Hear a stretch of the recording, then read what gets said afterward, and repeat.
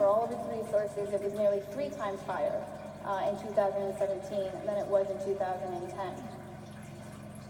Orange and Sullivan County are differently resourced communities. Orange County has more resources, greater infrastructure to deal with this problem, and yet their experience with the opioid epidemic is at times indistinguishable from what you are seeing in Sullivan County. In both counties, we heard about staffing shortages, the difficulty of being able to actually hire well-qualified addiction specialists. And we're not just talking about doctors and nurses, we are talking about social workers and KSACs and even a receptionist that will answer the phone.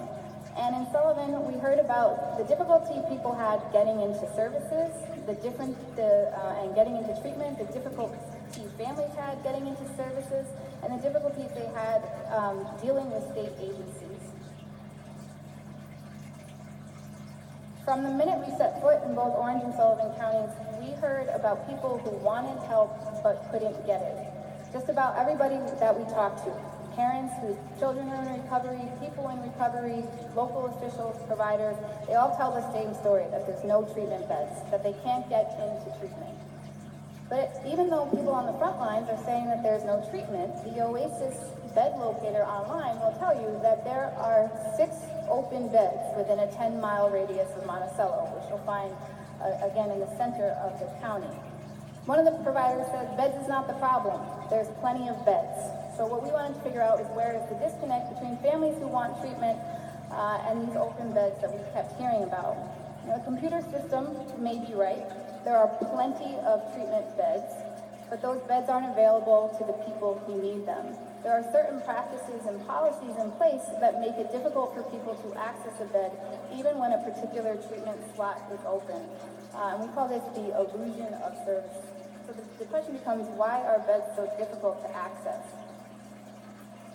For starters, many of the hospitals in the area do not have detox units. Again, the only hospital with a detox unit between Orange and Sullivan counties is Bon Secours Hospital. And Bon Secours treats under a medical model of addiction, which basically means that people have to be experiencing the painful physical symptoms of withdrawal before they are going to be admitted to any kind of inpatient detox. So one mother whose son has been struggling with addiction told us that this system is really designed to fail, that people who present themselves at the hospital for help are often turned away or leave before they experience withdrawal. So unlike medical conditions such as chest pain, there are no standard protocols for treating people who present with substance use disorders, and many of them get turned away even when they're asking for help. Almost every person we spoke to talked about the length of long-term treatment options. So again, both of the daytop facilities in Sullivan County have closed, and insurance companies typically will not pay for inpatient stays exceeding 30 days. So as a result, parents, families, and individuals with substance use disorder are expected to pay for long-care treatment out of pocket, which pretty much puts those services out of reach for a large majority of people. So short-term rehabilitation is pretty much the only game in town in places like Sullivan County, but even admission criteria at these facilities can make it incredibly difficult for families to get their loved ones into treatment. So we heard about people being turned away if they required medically supervised detox, because rehabilitation facilities in Sullivan County will not offer detox services.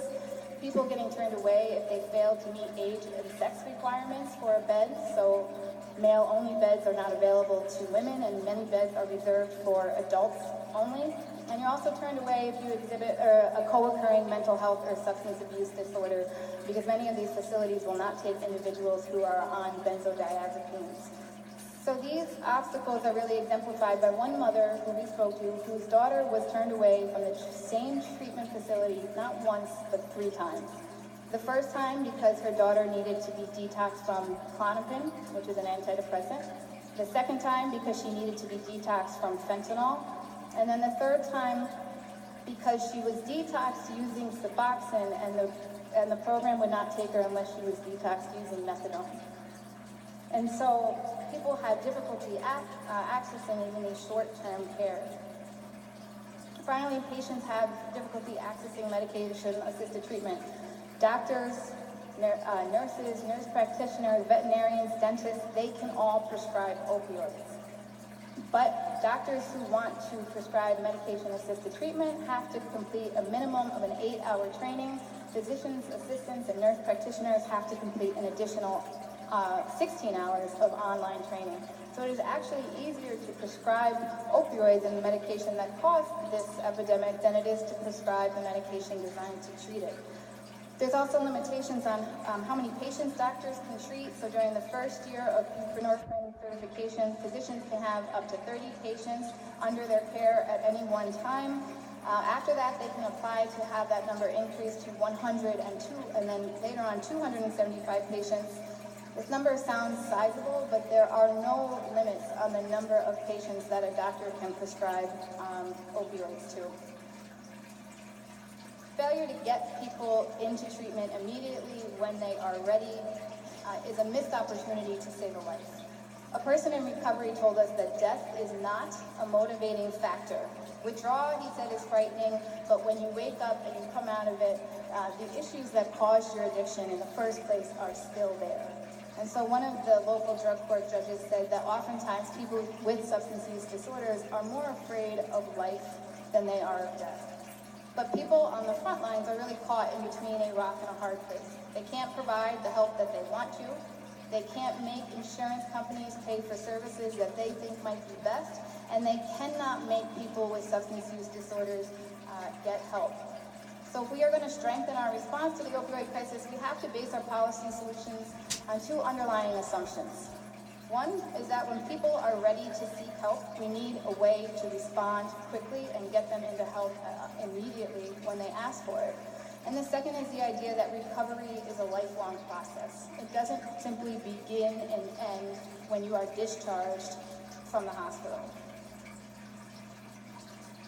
So thinking about actual specific policy solutions we could make to end this illusion of service, we need to utilize standardized protocols for treating patients with substance use disorders.